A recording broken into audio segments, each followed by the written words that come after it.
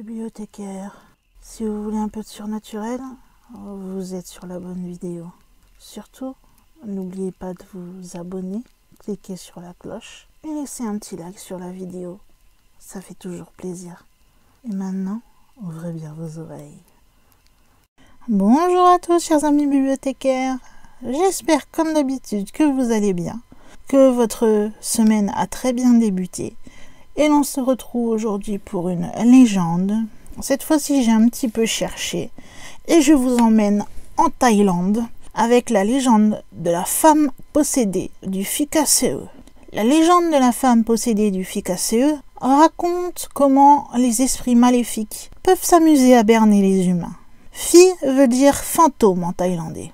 L'histoire, c'est qu'un jeune homme venait tout juste de se marier à une charmante jeune fille. Tout allait parfaitement bien dans le ménage et le mari se félicitait d'avoir une femme aussi accomplie que la sienne. Cependant, il ignorait une chose sur celle-ci, c'était qu'elle était possédée du Phikaseo. Il arriva donc au bout d'un certain temps, vers le milieu de la nuit, il se sentit réveillé par un bruit bizarre et il pensait faire part de cette impression de peur qu'il avait à sa femme. Il va alors chercher à la réveiller, mais à côté de lui, il ne va trouver qu'un corps inerte et sans tête. Il fut totalement frappé de stupeur à cette vue étrange. Il sortit de la moustiquaire et il alla s'asseoir dans un coin de sa chambre. Il ne faisait que penser à ce phénomène extraordinaire dont la cause lui échappait totalement. Il va rester là, atterré, sous le coup de l'émotion. Puis, tout à coup, la maison va trembler, illuminée par un éclair. Et tout de suite après, il va entendre une voix de femme qui va l'appeler. « Où es-tu ? Pourquoi es-tu levé ?»« Je n'ai rien, ma chère, dit-il. J'ai trouvé simplement qu'il faisait trop chaud dans la moustiquaire et je me suis mis au frais. » Au fond de lui, la peur le terrifiait et l'empêchait d'en dire davantage. Il ne pouvait retourner auprès de sa femme. Dès que le jour parut, celle-ci se leva alors fort gracieuse et lui fit 1000 caresses. Au fil du temps, l'émotion du mari va disparaître peu à peu et il oubliera totalement de l'interroger sur ce qui s'est passé cette nuit-là. Il se réserve de comprendre ce mystère un peu plus tard. Il a pensé que s'il demandait cela trop tôt, cela pourrait compromettre son succès avec une demande un peu indiscrète que sa femme prendrait mal. La nuit suivante, il alla se coucher comme d'habitude. Et puis, ce qui s'était passé la nuit d'avant, il semblait totalement l'avoir oublié. Cependant, il se garda bien de dormir. Et à minuit, une fois de plus, la maison va trembler. Un rayon de lumière qui ressemble encore une fois à un éclair va traverser la moustiquaire et pénétrer dans la bouche de sa compagne endormie. C'est là qu'avec horreur, il vit la tête de celle-ci, arrachée avec les viscères et les entrailles, disparaître avec le rayon lumineux. Il ne restait plus que le tronc, seul, sans vie. « J'en saurai le fin mot, se dit-il. » Il enveloppa ce qu'il restait du corps d'une couverture, de façon à fermer le trou béant qu'avait laissé la disparition de la tête, et il attendit. Il attendit comme cela pendant 2 heures, lorsque la maison recommença à trembler. Les entrailles et la tête revinrent, et elles étaient suspendues au même rayon de lumière qui les avait emportées.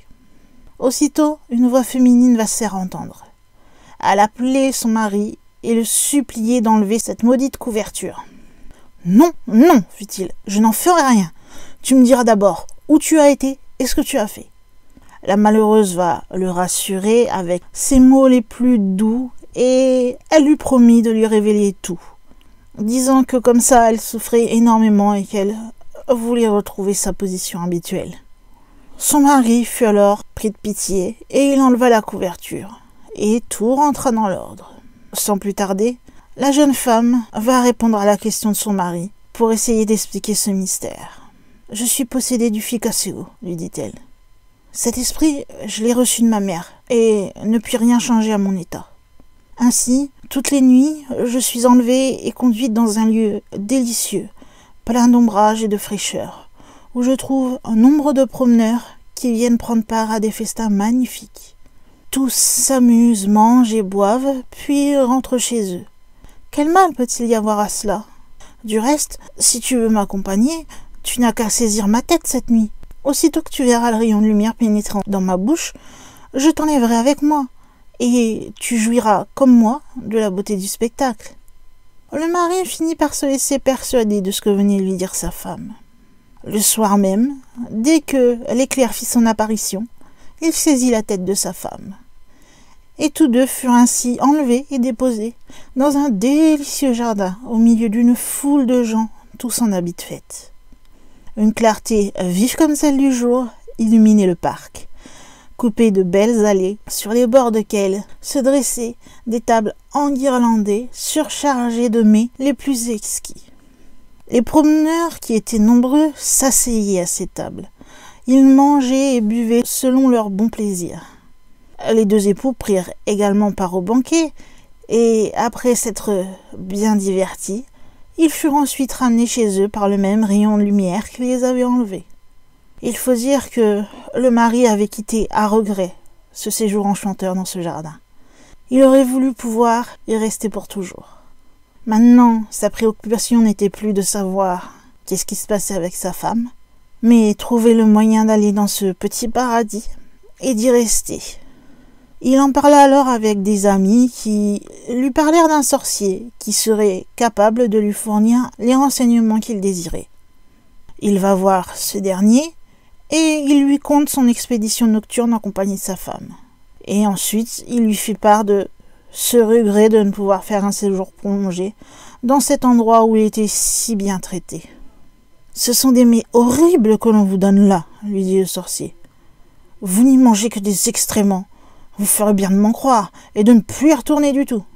Les filles vous nourrissent de cadavres, de détritus de toutes sortes et se moquent de vous. » Ne pouvant faire prévaloir ses conseils, le sorcier va quand même réussir à persuader ce mari si naïf de se laisser tracer sur le corps certains signes kabbalistiques qui avaient la vertu de faire voir clairement la nature des mets qui composent le fameux menu des filles qui semblait si délicieux lors de son premier voyage. Il accepta donc la proposition et se fit tatouer par le sorcier. La nuit venue, le même manège recommença, l'éclair et l'enlèvement dans ce jardin merveilleux en s'accrochant à la tête de sa femme.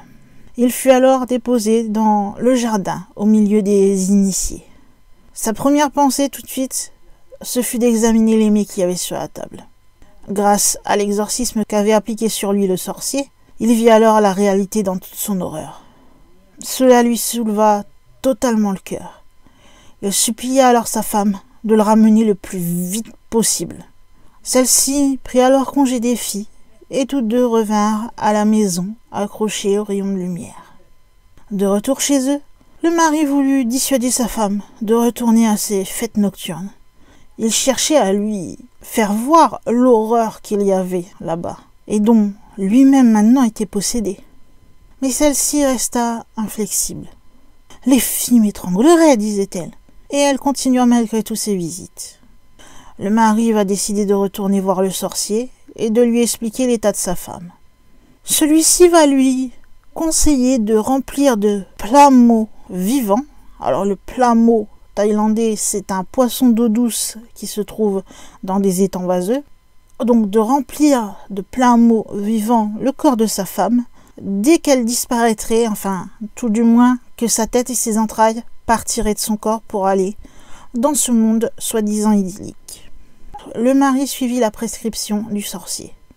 Il s'est procuré un panier de plamo, il rentra chez lui, et la nuit, aussitôt après le départ de sa femme possédée, il va verser dans le tronc vide d'entrailles le contenu du panier. La tête de la jeune femme va réapparaître immédiatement. Mais là, le mari va entendre des plaintes et des gémissements qui vont sortir de la bouche de sa femme. Les poissons qu'il avait mis la faisaient souffrir horriblement, disait-elle, et elle suppliait son mari de l'en débarrasser. Celui-ci fut totalement effrayé et il céda aux instances de la malheureuse. Et dès que les poissons furent enlevés, elle parut totalement soulagée. Mais il fallut quand même encore plusieurs jours pour qu'elle fût complètement remise de ce qui lui était arrivé. Depuis ce temps, on ne vit plus jamais à minuit ce fameux rayon de lumière semblable à un éclair pénétrer dans la bouche de la jeune femme pour la métamorphoser. Les voyages nocturnes avaient tout bonnement cessé et cela bien sûr à la grande joie de son époux. Le ficasseux, grâce aux sorciers et ses conseils, l'avait enfin abandonné. Je vous remercie, chers amis bibliothécaires, d'avoir pris le temps d'écouter ou de regarder cette vidéo. J'espère que cette légende vous aura plu, que vous aurez découvert un petit peu une légende d'un autre pays, parce que j'ai choisi volontairement un pays dont je parle très peu sur la chaîne, mais qui est aussi très branché paranormal, hein, il faut dire ce qui est. Même si là ce n'est qu'une légende, je crois que vous connaissez le petit rituel, hein. Si vous avez aimé cette vidéo, vous pouvez me le montrer tout simplement en likant cette vidéo, en me laissant un petit commentaire pour me dire ce que vous avez pensé de cette légende, ou s'il y a une légende d'un pays précis que vous voulez que je cherche pour vous faire un petit peu voyager à travers différentes légendes du monde entier. Vous pouvez également vous abonner si ce n'est pas encore fait. Si vous avez apprécié cette vidéo, vous êtes bien encouragé à le faire, car sachez que je publie 3 vidéos par semaine, et tous les mois maintenant, vous avez une semaine de flash info sur les dernières informations qui se sont déroulées dans le monde du paranormal. Bienvenue à tous ceux qui appuieront sur le bouton s'abonner, et merci à tous mes fidèles bibliothécaires. Et pour terminer, vous savez que vous pouvez partager ces vidéos et cette chaîne avec tous vos amis, vos contacts sur les réseaux sociaux aussi divers soient-ils, sur les messageries, Gmail, vous pouvez en parler tout simplement autour de vous. Enfin, comme je le dis d'habitude, c'est à vous de choisir quel moyen vous voulez utiliser pour partager cette vidéo, cette chaîne, pour faire venir plus de bibliothécaires et parler sans complexe du paranormal. Eh bien, mes chers amis, je crois qu'il est temps maintenant pour moi, en tant que gardienne de la bibliothèque, de fermer les portes de celle-ci et de vous dire à une prochaine vidéo.